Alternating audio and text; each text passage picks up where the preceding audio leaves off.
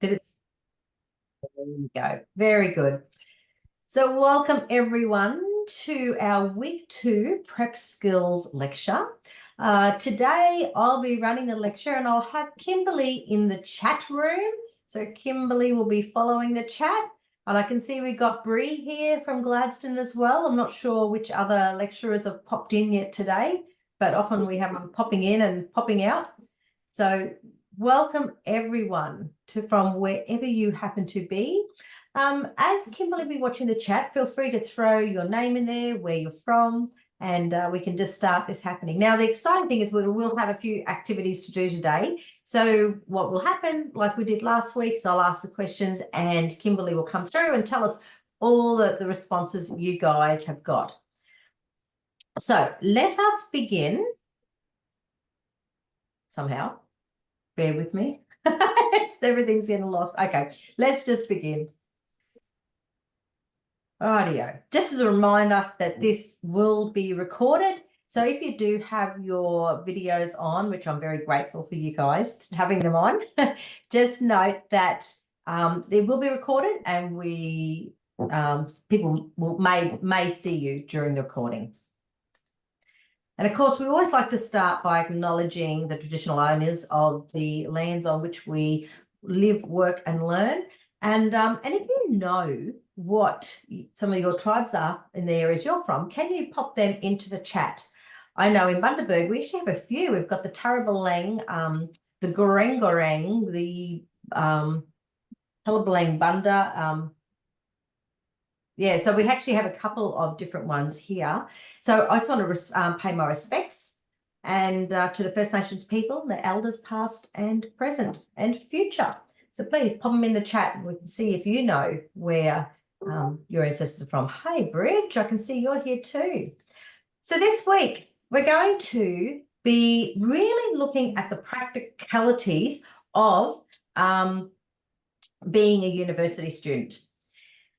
And what you're going to be learning about this week is really down to the core things that you really need as a student. These are the core strategies and techniques that's going to make you successful as a student.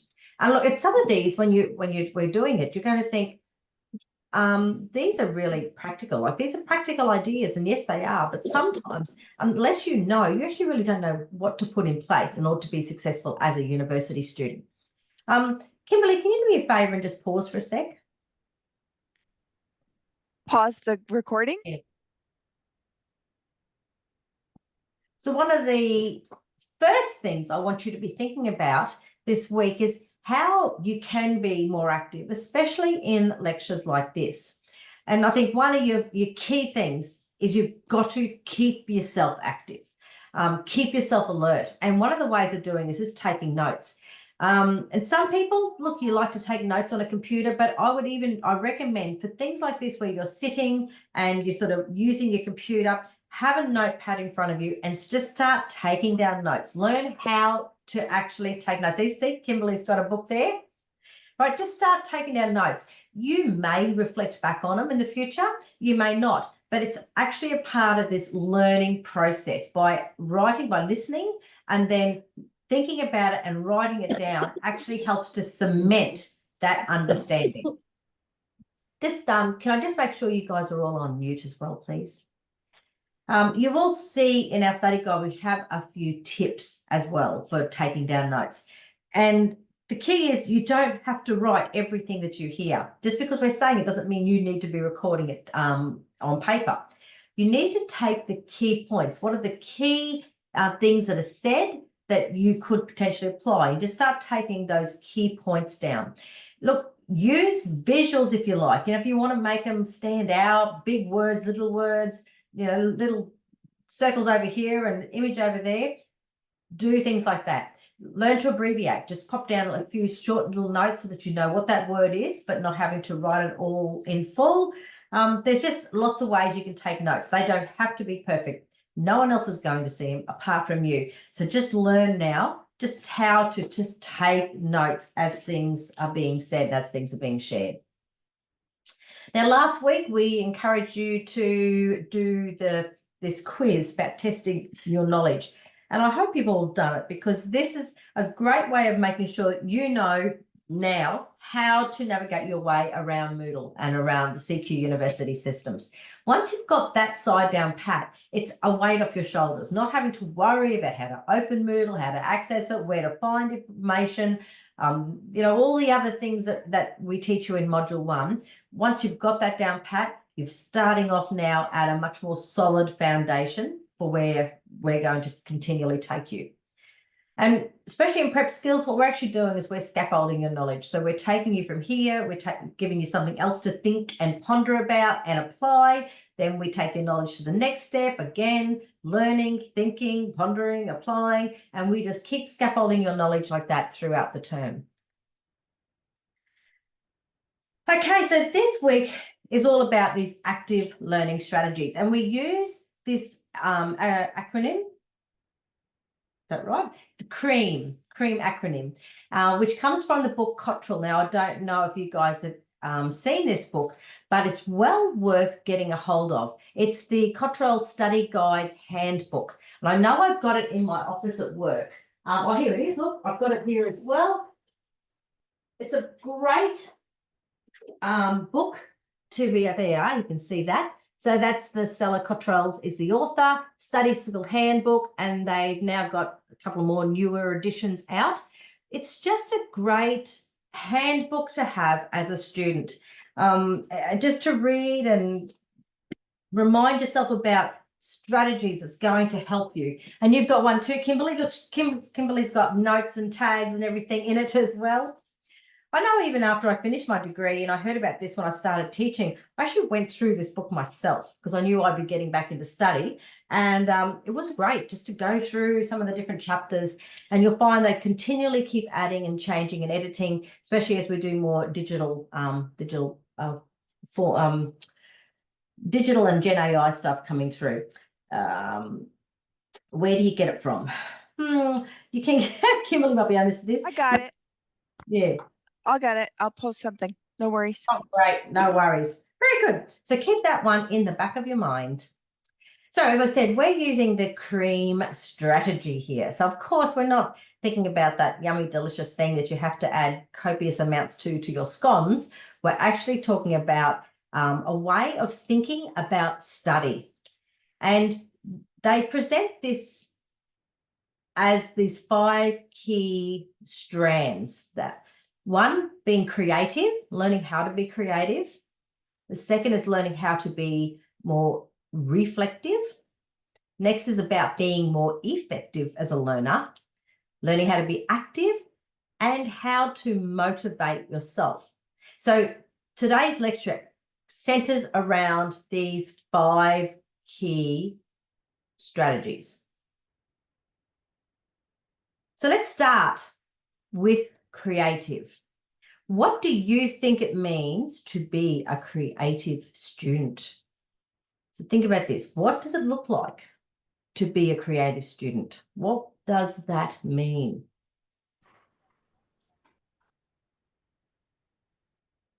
What are they saying, Kimberly?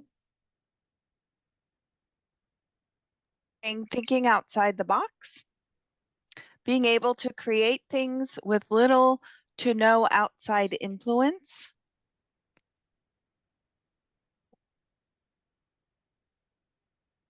That's all we have so far. Oh, Okay. imagination.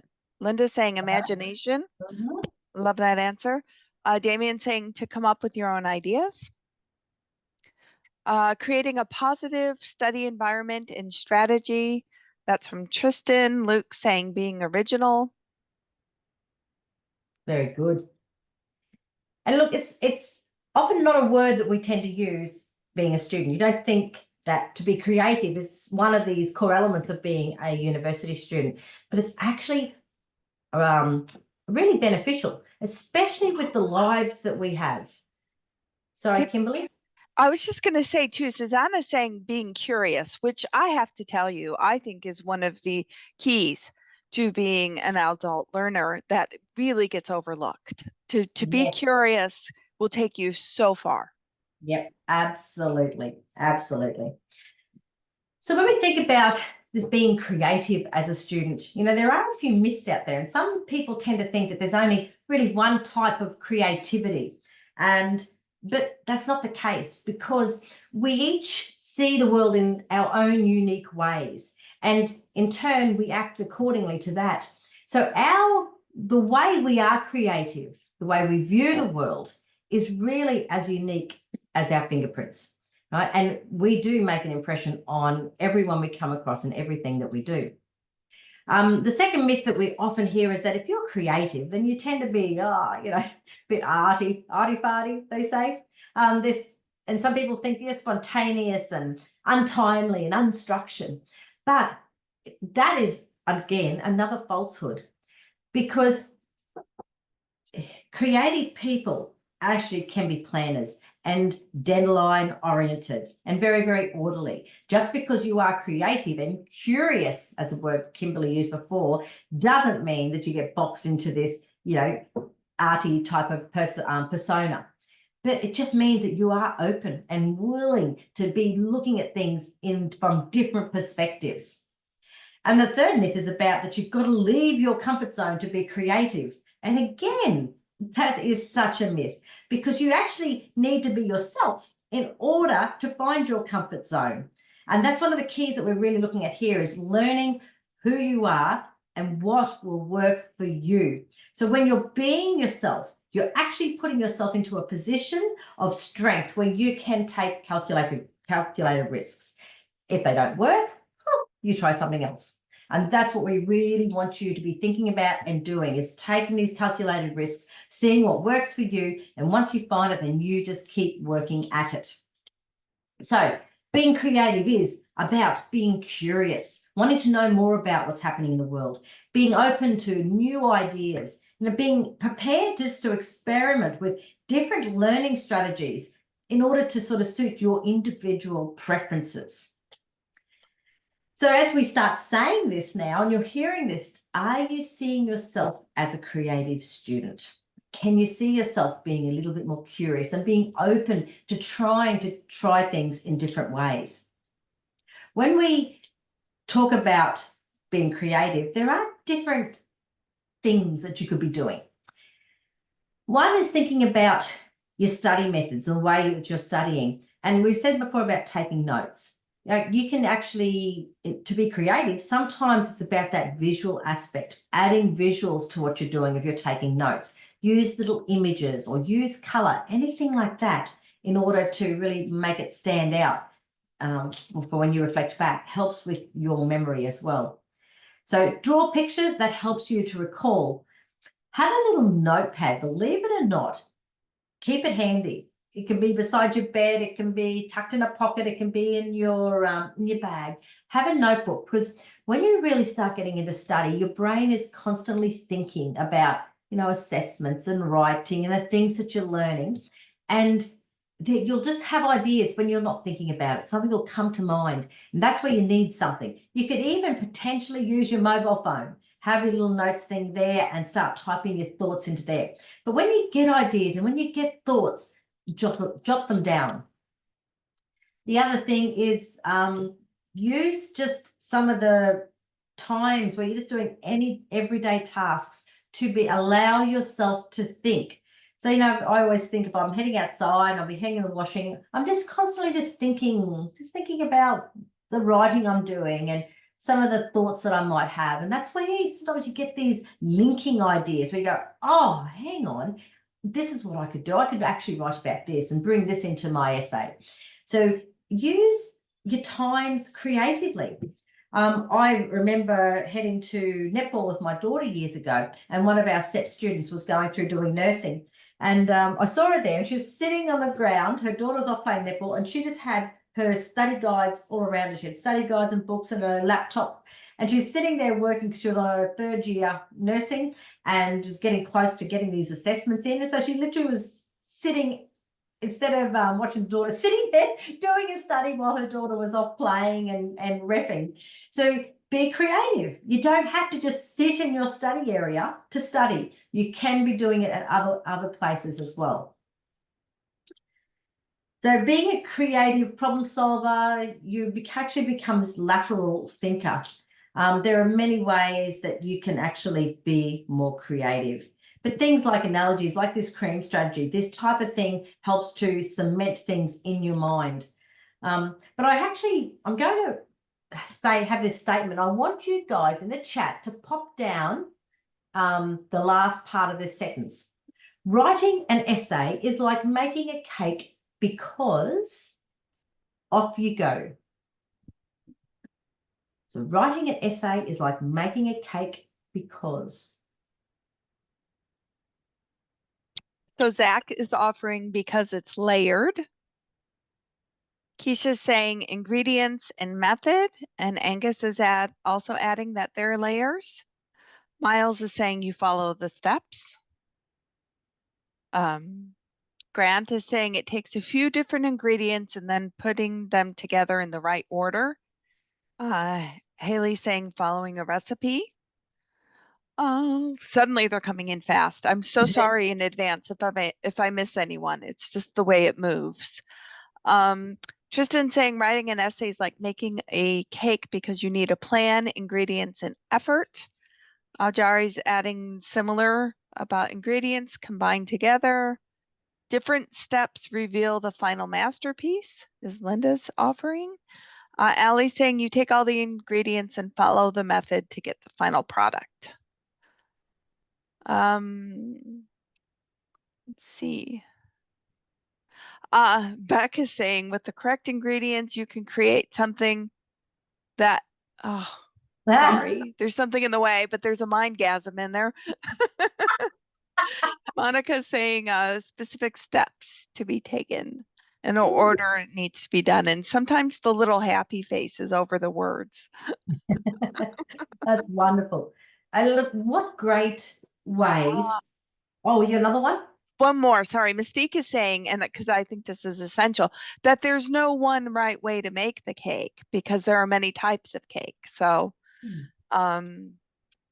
yeah, it's being able to, find the method for the result that you want. I like that. Love it. And actually what Mystique has just said there ties in beautifully to this particular area of being creative, because we are unique, right? We are unique. And so in what one student will do that works really well for them may not work for another student. But also what you're doing here is you're actually using this creative mind and creative thinking, just even in this one activity, to actually depict something that's you're going to be doing. You're going to be writing an essay, and yet you're using now your creative mindset to be thinking through, what is this difference? What is it about writing an essay compared to, say, making a cake? But basically, like you see, you have a recipe, you follow that recipe, you use set ingredients, and yes, you'll make a mess. And at times it feels like that when you're starting to study. You feel like your mind's in a mess. You might start putting together some thoughts for an essay and it just feels like it's all over the place. But that's a part of what we're doing with study. You will make a mess, but it'll all come together at the end. So allow yourself to be a critical thinker.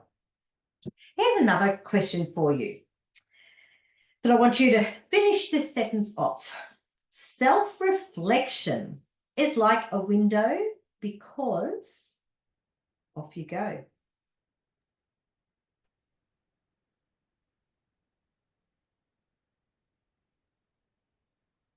Just while we're waiting for the new answers to come in, on the other point, Yaelin was saying not being locked into one approach is important. Context sensitivity, right? So that's an interesting phrase. I've never heard that before. And then on the self-reflection, we've got some answers. So Zach is saying it's like a window because it reveals what's outside and inside. Damien saying it's shady. You can see if it's shady, you can see yourself. Tristan saying it allows you to view what you've done from a retrospective point of view. These are wonderful answers. Beck's offering you see yourself where you are in the glass, and the future you want is beyond in the distance. That's lovely. Yalene's saying you can look past it or you can look back. And then Miles is suggesting there's a lot more going on outside. Monica, you can see yourself, but you can see past yourself. Angus is saying you need to keep it clean to see. Very practical. Yeah. Good. So Love this these answers. they are very good. This segues now into our next strategy, and which is about being reflective. And I want you to think about how reflective are you in your approach to your studies? And it might be something you actually haven't thought about yet, which we'll delve into in a little bit more. So there's a couple of ways of being reflective, and you'll hear us talk about this in a couple of ways. You have your critical self-reflection, right? And this is where this initial question I had for you comes into play. This is where you're reflecting on yourself.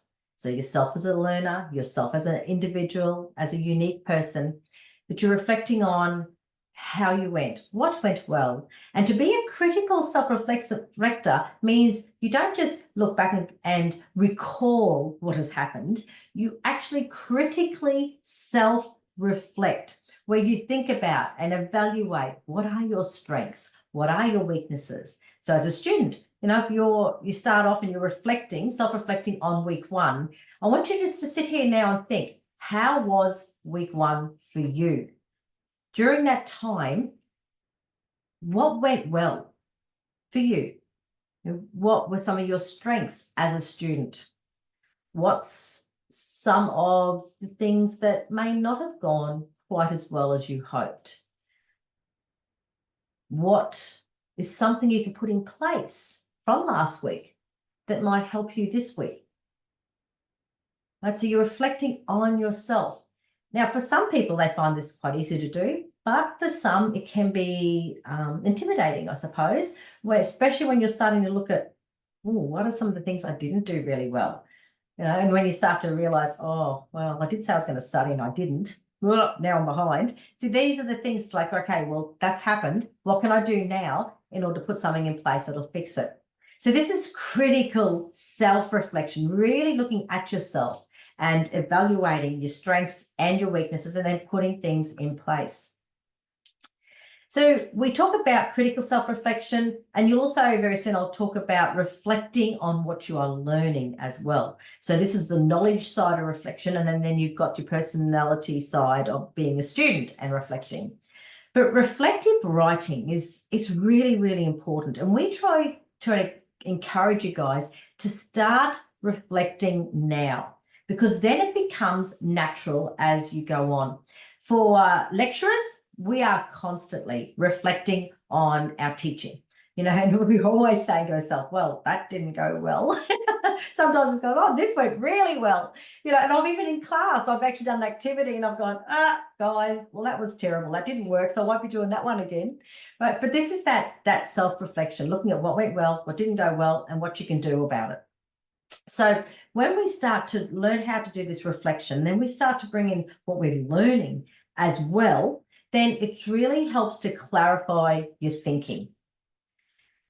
It also helps you to take ownership of your learning, right? If you're doing like what I just did an example of before, where you're thinking back on a past week or how you went, then this is self-awareness, and this is actually going to help you take ownership and start to put things in place, which is really important, that this week is what you do, because we're teaching you these strategies. You now need to take ownership of it and actually put things in place and see how it goes, see what works for you.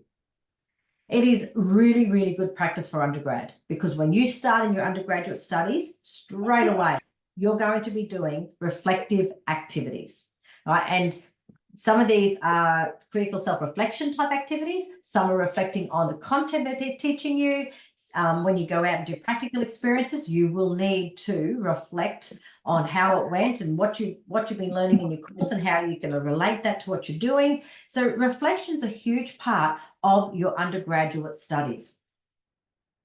It also helps you to broaden your outlook. So, you know, sometimes we can have this very, very closed mindset. Now, we'd like to think we're really open-minded and take everything on board, but sometimes we don't. We sort of like, yeah, I don't want to change that thought. That's what I was raised with, and that's where I'm going to stay. But by actually being reflective and actually going out and allowing yourself to just look at things from different angles, then you're going to broaden this outlook. So how can you reflect? Well, there's a number of ways. You can start by creating like a personal learning journey and journal, not journey, personal learning journal. And that can be done a number of ways. You can have a little notebook that you just keep beside you, that you can be jotting your thoughts down on. You can be doing this daily, you can be doing it weekly. Some people find blogs work really, really well. So, you can have a blog on the computer and start putting your thoughts through there. Some people say, I don't know what to reflect about. Well, guess what? Our study guide is going to share all that with you. Go through the study guide and have a read, because it'll actually give you some ideas on how you can do this. But it is really worth, especially as when you're new at this, to practice it, because skills only develop through practice. So the more you practice, the stronger you'll get at being able to do this self-reflection and really being able to learn from it. Is there anything in the chat, Kimberly, that you think would add to this conversation? Just a couple things. Angus is admitting that there are times when he thinks he has a broad outlook, but then doesn't want to change opinion. So that's really just sort of validating that's human for sure.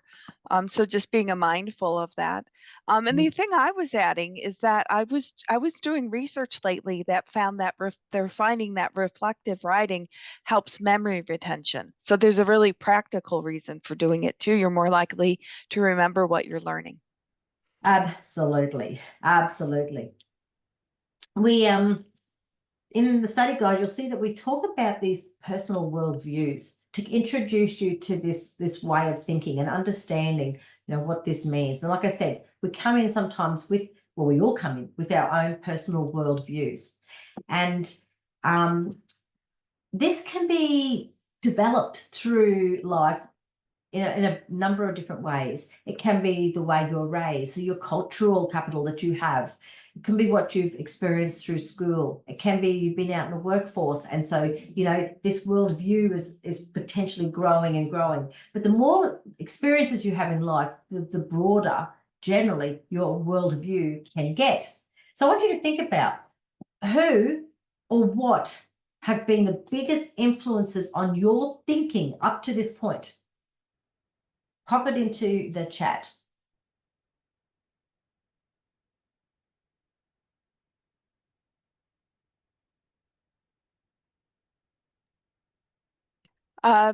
Damien saying family. Angus is saying the internet.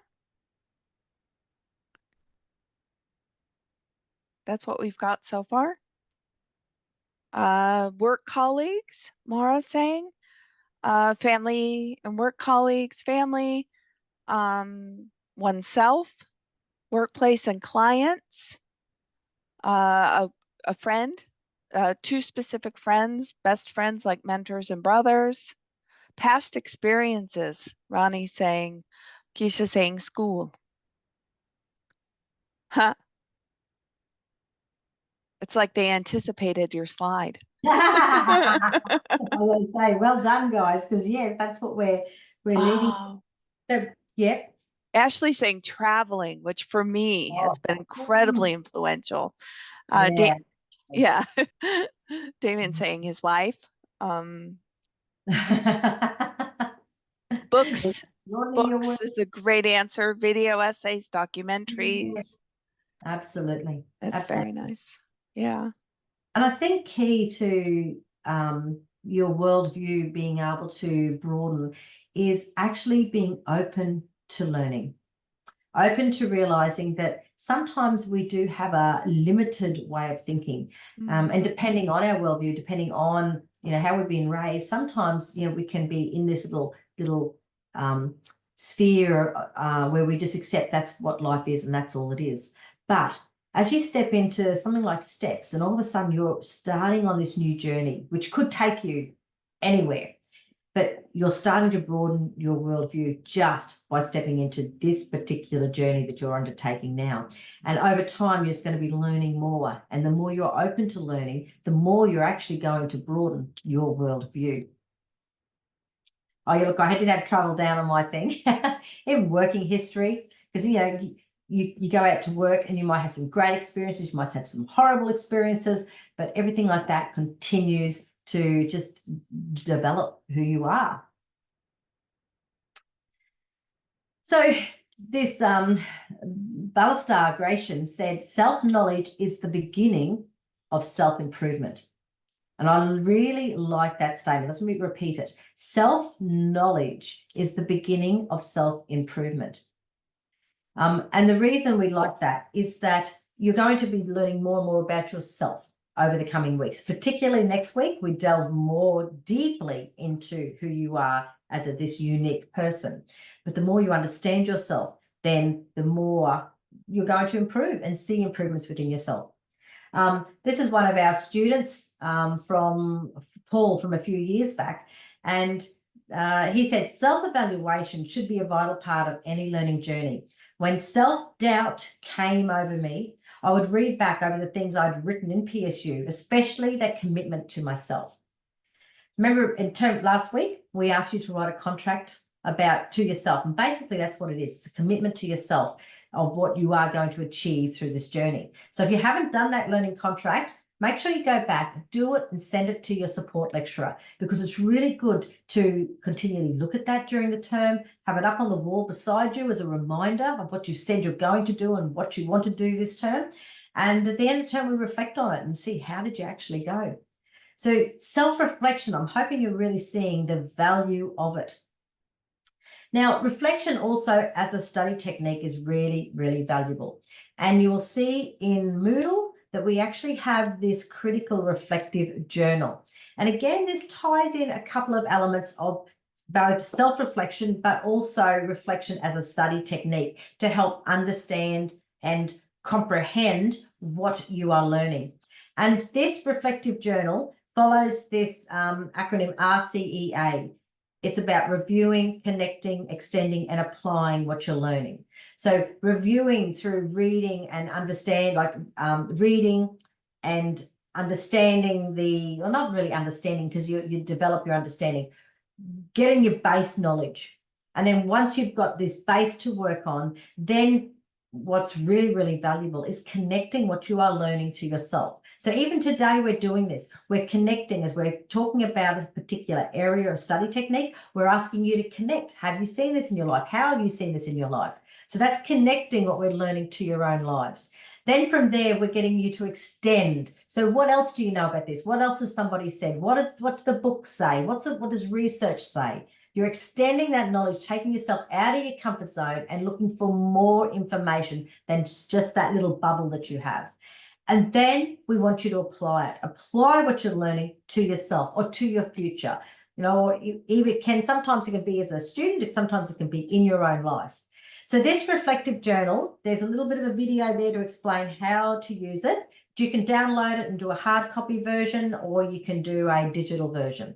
And over time, you might do this for, a number of weeks. And then after a while, you'll start to do this naturally. You'll just start to reflect in this way. But it's a great way of helping you to cement the knowledge, cement what you're learning and being able to apply it to yourself. So that's in Moodle. Okay, so we're going to now jump on to the next one, which is about being an effective learner. So as we have a look at this image, right? How many of you have sort of set up your room where everything's just in its place? I'm not sure how many of you are a bit like that. But there is a difference between being virtuous and being effective. Right? Yes, it's great to have a highly organized room. But if you're spending so much time making sure everything is in its place that you're not actually studying, then it's actually a negative. It's actually blocking you. It's an obstacle towards your study. We want you to be effective. We want you to put things in place that's going to work for you as a student. So when we think about being effective, there's also a difference between being busy and being effective. And I had a little giggle this morning as I was going through these slides, because on the weekend, I remember my dad, he's a lovely fellow, and he said to me, do you remember that fellow that used to work at Woolies with you? And I said, oh, yeah, I remember this person very well. He says, remember how he always had that knack to look busy, but he actually never did anything? And that is sometimes what we can do, thinking we're being effective, but we're trying to look busy, but we're actually not achieving anything. So there is a difference between being busy and looking busy and actually being effective as a student. So let's think about this. And yes, I just on the side, I glanced Tristan's comment, all noise, no motion. That's exactly right. So let's start by checking out your surroundings. Do you have a dedicated study space? A space where you can go and you feel that you can sit and you can switch your mind on and start studying. Now, for some of you, I know you're sitting at the campus, which is great. And for some people, they find that that's the best way to study, going onto campus, sitting and just studying.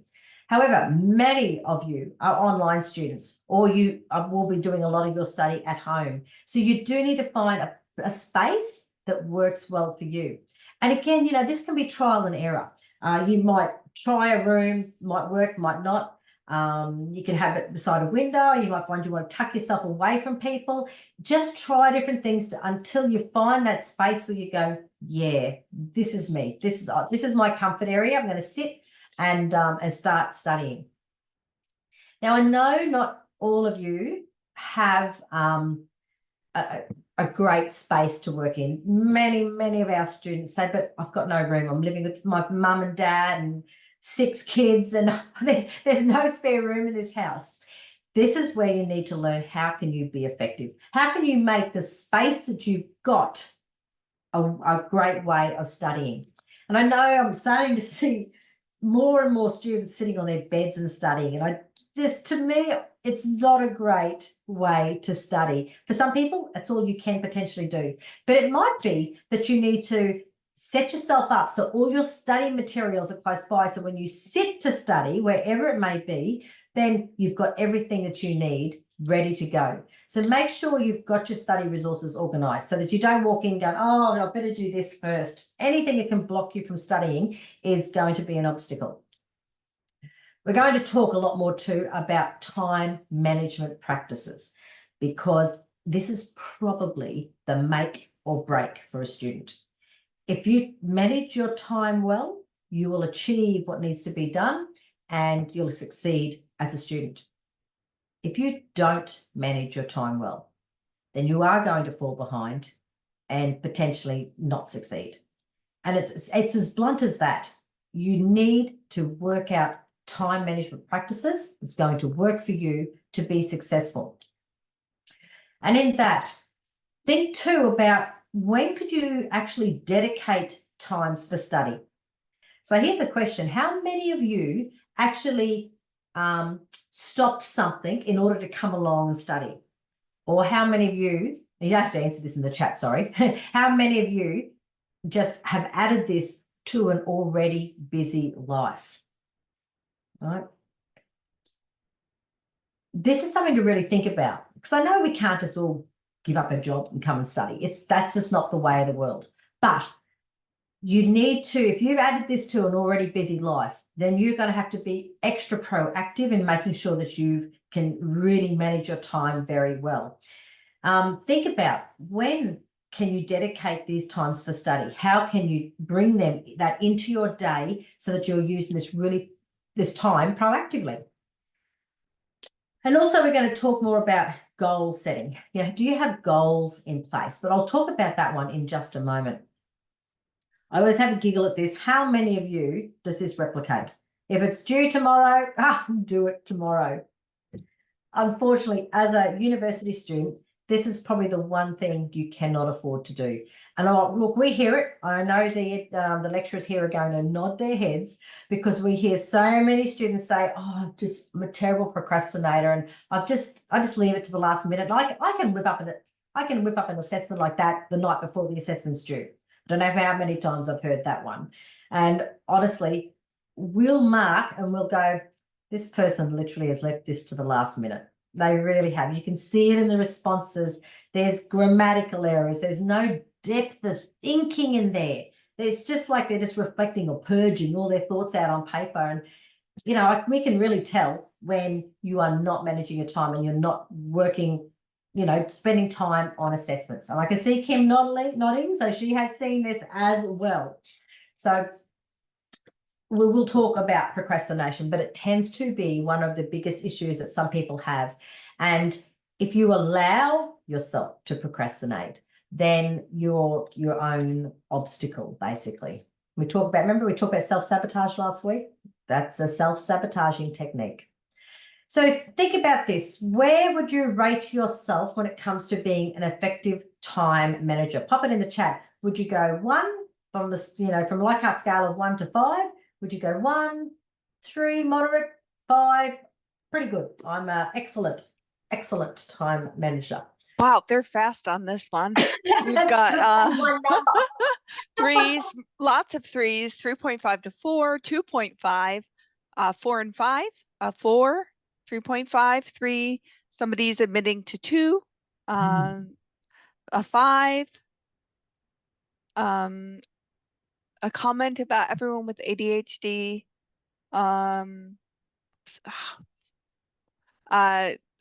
They can't do it till they're under the pump. Grant says that he works best when he has 10 different things on. There are personalities like that. Dean's admitting to being a 1.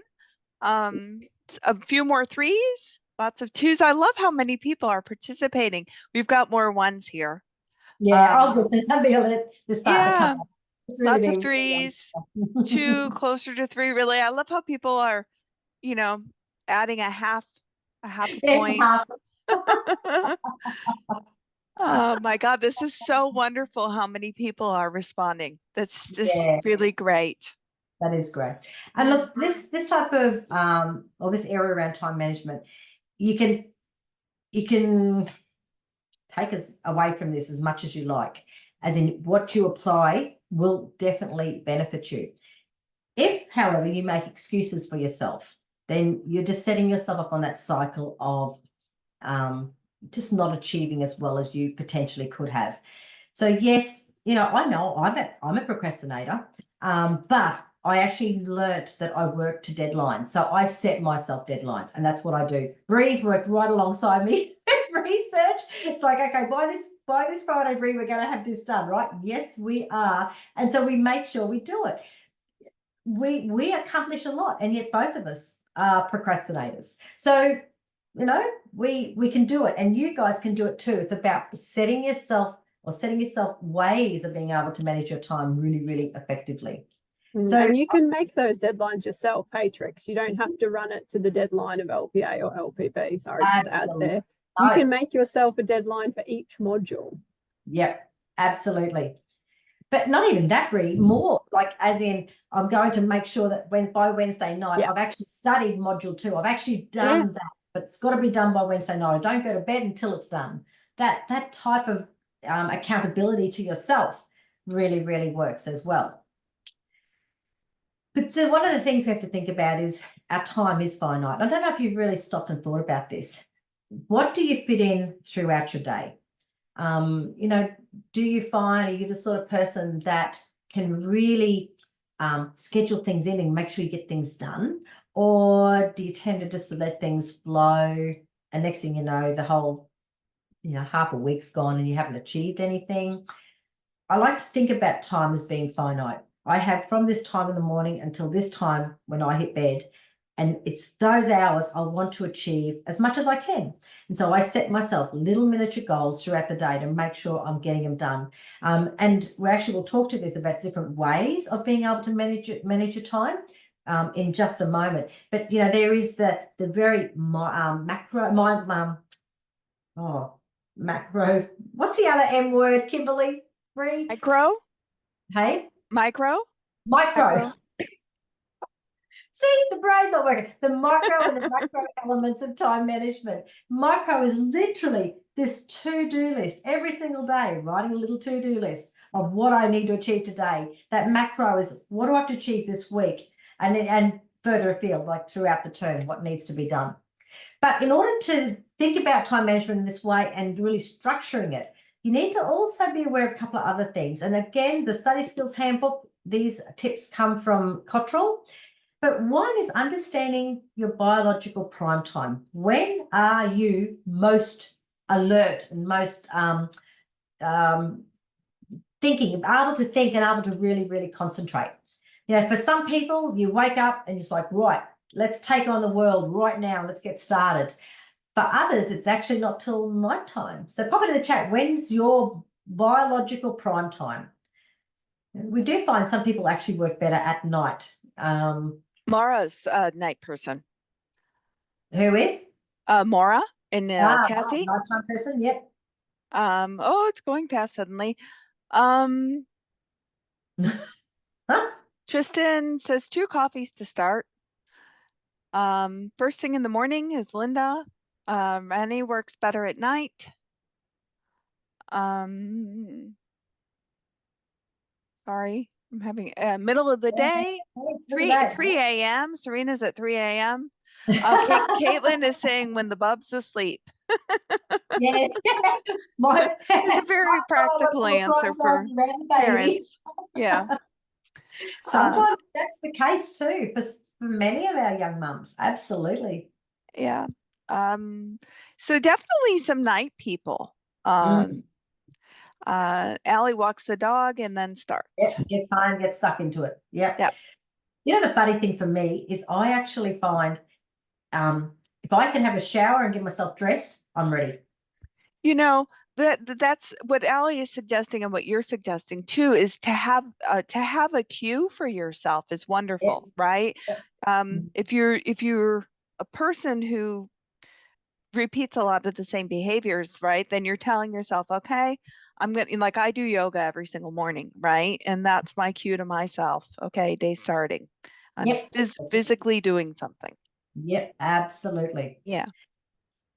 So another tip is practicing what we call the art of intelligent neglect. And there are times when we need to realize that the floor out there does not need mopping, or your car doesn't need washing, or there are sometimes these little things, little bugbears that, oh, if I don't go, I might just go do that now. You've got to learn to actually learn how to neglect some of those things. They aren't life or death, but if they could become an obstacle to you if you allow them to be. So, you know, yes, you do need to be thinking about, well, what can I actually neglect that's not really going to make or break my life, but it's going to give me more opportunities to be able to study. So think about that one. Conquer procrastination. So like we said, many people struggle with procrastination. And again, maybe it's applying some of these other strategies would actually help you, because sometimes procrastinators tend to find other jobs to do instead of their study. It could be that they're trying to study at the wrong times, and so their mind's just not switched on. But if you are a procrastinator, you can overcome it, you know. And like I said before, I openly acknowledge I am a procrastinator at times, but I've overcome it. Not always. There are times I don't, but in most cases, I have learned to overcome it. And you guys can too, but you've got to want to change, got to want to put things in place that's going to help you. Another thing is learn to say no. You know, you don't have to be running around after, you know, friends to do things for them. You know, you don't have to be doing some things, taking on more work. You know, you can actually say no. So think about it. What's important? What do you need to say yes to? Like that's the other thing. Sometimes there are things you have to say yes to, but there are some things you can say no, especially if it's going to block you from your study. And the last one that I absolutely love is rewarding yourself. I think when you have achieved something, it doesn't matter how big or small, because to you, it's big. So when you've achieved something, reward yourself. And it can be anything. Like it could even be, if you're a procrastinator, saying, I'm going to sit and study for 1 hour straight. I'm not going to get up and do anything. And when you finish that, it's like, okay, I can now go and have myself whatever, coffee, as a sweet treat, whatever it is, reward yourself. When it starts getting to assessments, you're working towards these assessments and it's due, it's coming in, you get it up, that's it. Go and buy yourself dinner. Go and just do something that's a reward for getting it done. And then what you're also you're doing is you're saying to yourself, hey, I can achieve things and it's worth doing. It's worth doing it because I'm going to get a reward at the end. Any little comments? Kimberly is laughing away. So something's going on there. Well, because Miles said, treat yourself, which comes from a wonderful TV show, that phrase, treat yourself. I love that. Oh, well, I haven't seen that show, so that one's way over my head. It's a sitcom. Okay. I can't think of the name right now, but it's so wonderful. Oh, someone will pop it in the chat, no doubt. Yeah, someone will. So there are many different ways to support yourself when it comes to time management. And again, like I said before, try different things. But in our CQ handbook, you'll see that we have a number of planning tools for our students to use. So this is CQ University wide. I'm just going to take you through a couple to think about. Now, number one is we have an academic calendar. And I love printing this out and having it right beside me because, again, it's my prompt. If I'm having a look at what's due by when, it might be something due at the end of, say, week 4, I can have a look at this and go, oh, hang on, there's a couple of things that could block me here. I've got an Easter weekend or something coming up. I need to make sure I'm getting all this done prior to that. So having your academic calendar there keeps you alert about that big macro picture of what's going on throughout the year. Then you've got term planners. So we're going from the biggest macro down one layer and a term planner. And this is good for assessments. So you can print these out from the CQU Moodle site. But here you say, right, this is the assessment I've got. It's due at this particular day and time. This is what I need to do to be getting to that point of completing it. And you could literally write everything down. So you're having a look at your term and you can say, gee willikers, prep skills and essay writing are going to overlap. I've got 2 assessments at the same time. I need to make sure I'm getting this done and this done so that that doesn't happen because, I just put my hand up. See that? I didn't realize I had that set. Yes, Trixie. No. It's sad. It's a Monday morning. What if I can drop my hand? Go away, hand. I'll try and drop it. So these term planners are really, really great at seeing the big picture and what's coming up, especially doing color like this as well. So it's a visual prompt. Then you can break it down even more so into weekly planners. And this is good, especially when you're attending lectures and you've got to say a number of lectures or different tutorials of that to attend. You might be that you've got work to schedule in around it, dropping kids to daycare, picking kids up from school, meetings at night time. All these things have this weekly planner where you can jot all that down. And look, there's a planner there that you can use. I'm a huge diary person. You'd think by now I'd be using my online diary, of course, a digital diary. I write everything down, everything. I'll still put it in my digital diary as well, but it's like my double check because I need to see things. As soon as I start for the day, right, what have I got booked in for today? What are the times? What spare time do I have? And then what are the things I've got to accomplish? So it's constantly just looking at the big picture of the day and making sure you're getting things done. So that's your weekly planner. Then right down to your daily to-do lists. These are the little micro things that need to get done each day. And they can be study related or even they're outside related, because we are sort of bringing this into our lives as well. So just jotting down the things that you need to achieve. And it could be read module 2, do this task, download the template, like little things like that so that you don't get to the end of the day and go, I forgot to do that. It's that constant prompt. So in the chat, what do you think is going to be the type of time management tools that's going to help you the best? Tristan saying it always feels good ticking items off the list, and I have to agree. I'll put down. I scribble. Well, I love crossing things off. It just feels so good, even if it's a tiny thing. Yep. So some suggestions. To-do lists. Just doing it, Zach says. So Damien's saying, as somebody with ADHD, lists hurt his brain, but it's something he needs to work on. Let's see. Google Calendar allows changing colors of times and days. So that's a nice little tip there. Yep, absolutely. Yeah. And so Logan uses both the daily and weekly organizers. I think one of the keys I was thinking about this morning is the best way when it comes to time management is this being accountable. And I typed this in and it didn't type in very well, but be accountable to someone or something. So, you know, if you have got a calendar, that's a prompt to remind yourself that, you know, that's what needs to be done. It could be that being accountable to somebody might even prompt you and help you to stay on top of things. Have a look at what apps are around. There's plenty of apps out there that might work really well for you if your digitally based brain needs something like that. So have a look at what is around. Don't let yourself be held back by it. Some of you guys might get to meet Laurie Armstrong. He's from the Office of Indigenous Engagement, and he's one of our STEPS lecturers. We've put something in our study guide that Laurie wrote, and it's lovely to read.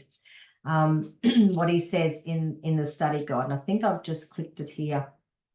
One of the things one of the quotes from what he said is, I believe that one of the most important things a person can do to achieve success is to turn up. In obtaining a tertiary qualification, students are actually training to be professionals. And this thought in itself is mind-blowing, because we are training you to be professionals. As you go through and do your degree and you're going out into the professional world, then, you know, there's this standard of expectation. Most of you are working already, and you know that you're expected to show up for work in order to get paid. And it's a mindset, it's a way of thinking. You'll have opportunities to attend lectures, to attend tutorials, to attend catch-up sessions. Like, this idea of turning up, of actually making yourself accountable, is so important, because you are training this inner person to be that reliable professional in the future. But not just that, by turning up, you are learning, you are taking in what's being taught. And each time you you go to different lessons, you will learn something new, because the different people will share different thoughts, different ideas, and you'll walk away with something from those sessions. But the one little caveat that I have with this is, remember to recharge. Don't keep pushing yourself all the time where you're burning yourself out. You need to make sure that, like a battery, if you're starting to run low, go and refill yourself.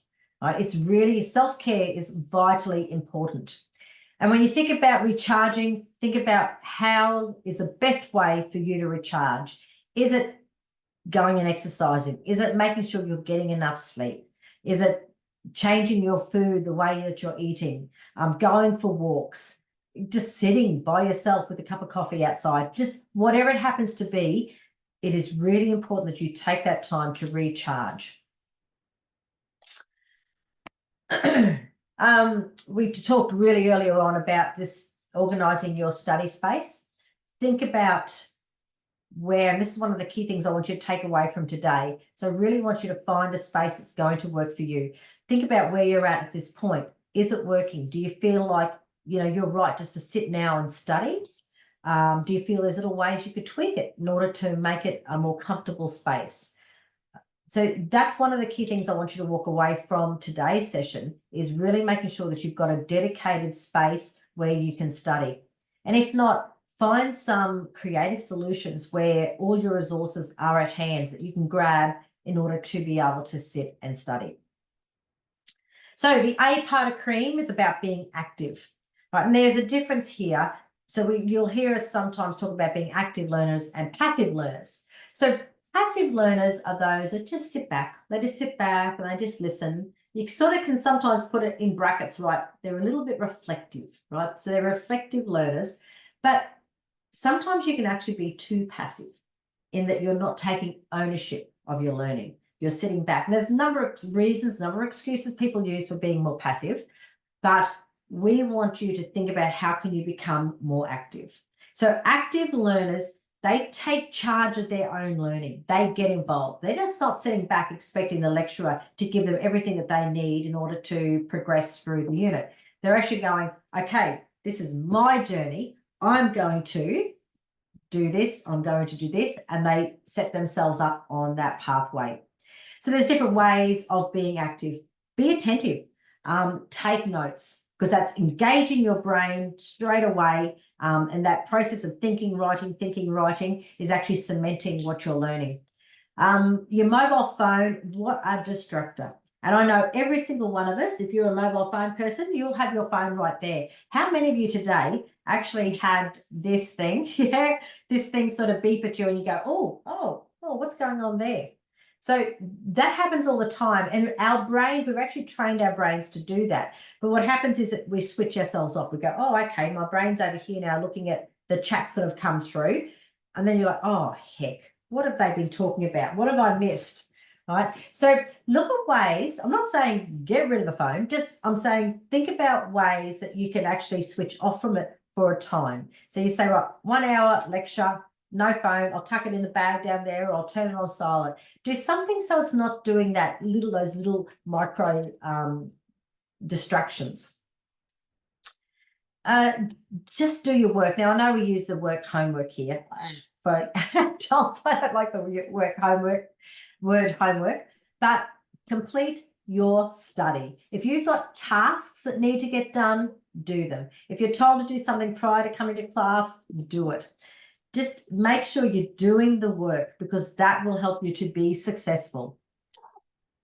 Get involved. The way you guys are chatting on this chat, on this chat site is brilliant, because that's you getting engaged. It's you thinking, listening, thinking, and then responding. And so that is getting involved. In class, really open up, share some of your thoughts, ask questions. I know many people say that they're introverted, so they're a bit scared about asking or speaking out loud, but allow yourself to come out of that. I think someone's, oh yeah. So yeah, allow yourself to come out of that so that you can get the most out of it. Had the most gorgeous girl last term who was just quiet throughout my whole term until about week 8, 9, and she started opening up. And all of a sudden, by the end of that term, she was just like this bubbly person. She's got so much out of the class. She loved coming to class. She was sharing her thoughts.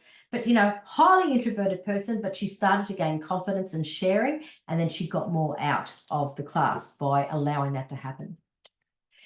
Also, being active means problem solving. And you will see this with adult learning, is that your lecturers aren't there from 9 to 3 every day just to be with you and help you.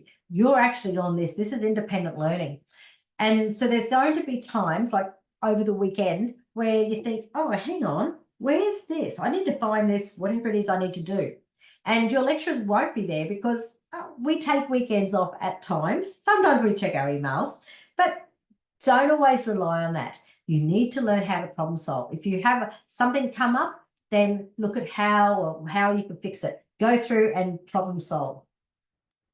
But always feel free to ask questions when unsure, because that's what we're here for, to make sure we're helping you at that point of need where you really need assistance. We're going to keep going because I'm going way over time.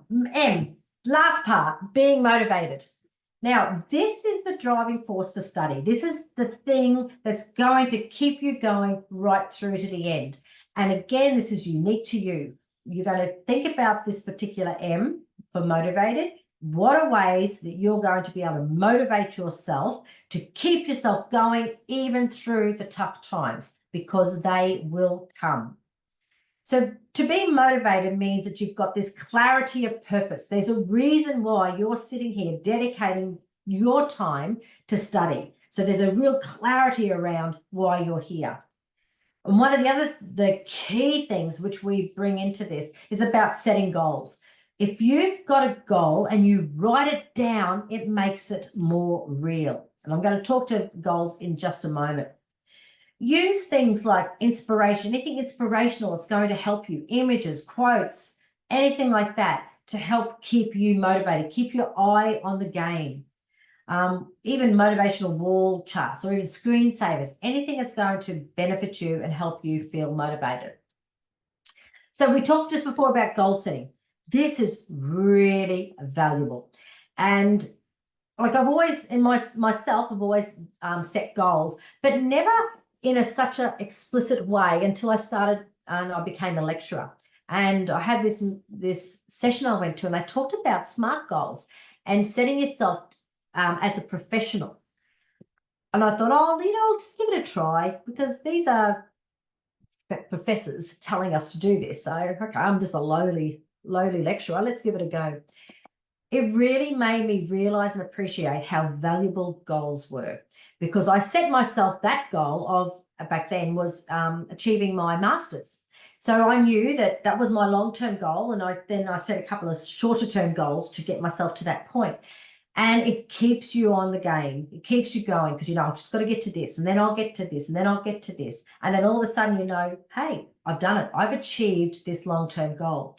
So goal setting is really valuable, and that's why we bring it into this unit, because we want you to set these goals and then to be working towards it and actually achieving them. So we talk about goals, and we're teaching you what we call the SMART goal method. Sorry, I'm flicking backwards and forwards. It's the SMART. So this is a way of writing down your goals. Number one, they're specific. They're not long-winded, wordy things. They're just like a sentence, one sentence. That's your goal. They're measurable. So by the time you achieve it, it's something you can tick off. If you can tick it off, it's measurable. Needs to be attainable.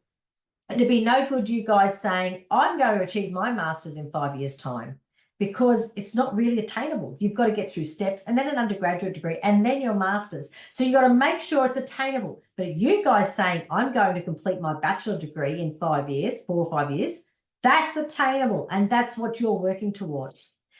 Is it relevant? Make sure it is something that relates to, what you're doing. Otherwise, it's sort of a pie in the sky idea. So keep it relevant.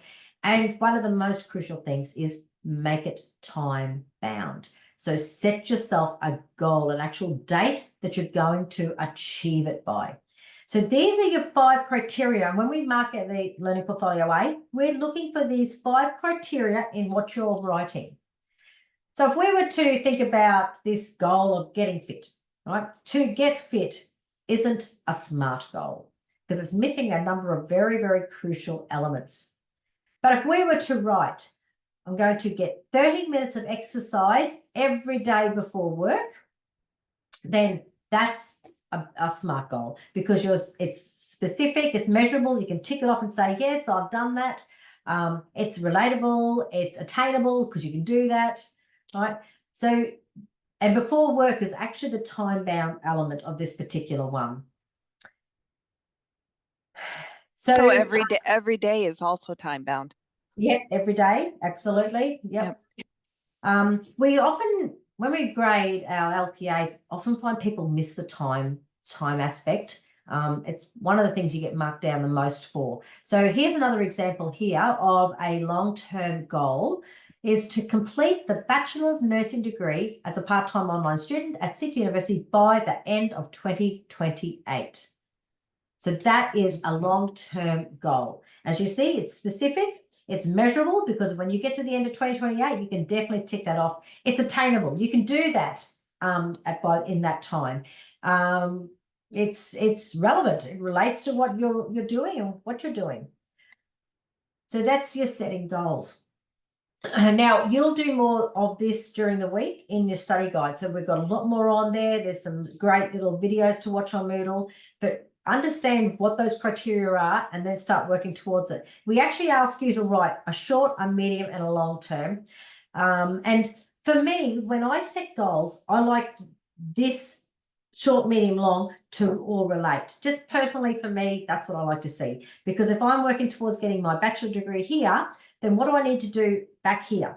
I need to complete steps, and then I need to make sure I'm enrolled and I have everything I need for the start of my degree. Right? These are all the little the steps that you need to take in order to get to that end point. So think about your short, your medium, and your long term, and follow what the study guide says about it. Another thing is even understanding and appreciating that you're not in this alone. You are starting this journey. It is unique to you, but there have been others that have gone through it and successfully gone through it.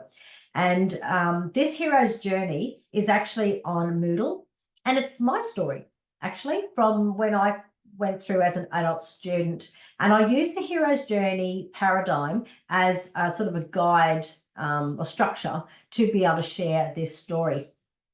And it's just, again, realizing that others have done it, and you know, it's not an easy journey. You'll have obstacles, and we all have various different obstacles that we go through, but it's through overcoming those obstacles and finding that drive, that motivation will keep you going through to the end, when you seize the sword and you feel like, yes, I've achieved this, you know. And you continually go through this. Even for ourselves as lecturers, we go through this constantly as well. Just because that's one stage of my journey that I went through. I could write another 2 from this, from just the experiences I've had. But this one will help you to really connect and recognize that others can do it and motivate you at the same time. And actually, Brie and I are just finishing doing some research on this as well. So hopefully in the next year or 2, we'll have some published papers around this particular video. So that's on Moodle. Feel free to watch it there. The other thing is to think about the ripple effect that motivation can have. And when we think about this and your own family life, this ripple effect means the impact of your journey on other people. How many of you are first-time students, like you're first in family to attend university?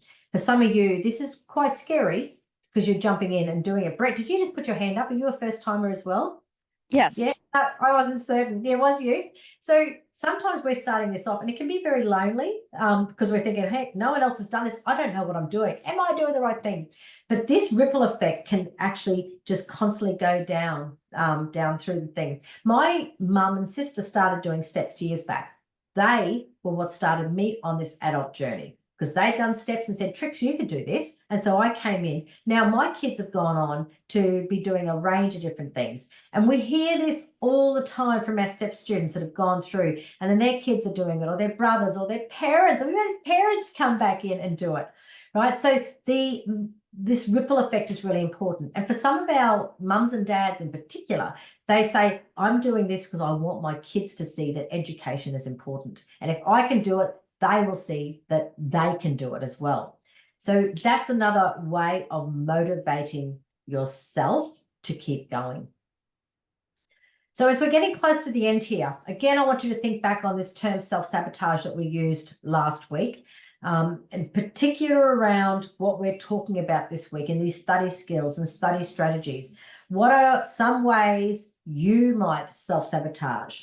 And quickly, just before we sort of try and wrap this up, sorry, anyone watching this online thinking, oh my gosh, she's going on for ages today. I want you to pop into chat. What are ways that you think you might self-sabotage? But then I want you to write, but what are you going to put in place to overcome it? Okay, so let's go with that. What are some ways you might self-sabotage, and what can you put in place that will help you to overcome it? Let's go to see what they say. Kimberly? We've already got procrastination mitigated by planning. Okay.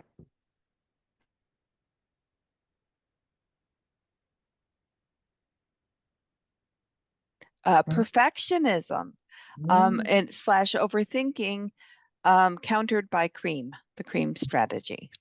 Yep, great. And actually, I love that answer, because I think that perfectionism is quite often used as an excuse, you know, where it sounds good, right? But it's actually and there's that article on Moodle about how it can be so much a self-sabotage strategy. Somebody says sleeping in because of the cold. Yep. Making an alarm or wearing socks and making yourself get out of bed. Self-doubt countered by positive affirmation. Nice answer.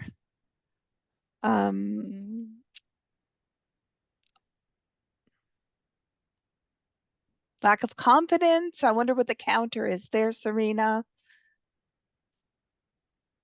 Overthinking tasks and looking too deeply. What's the counter there?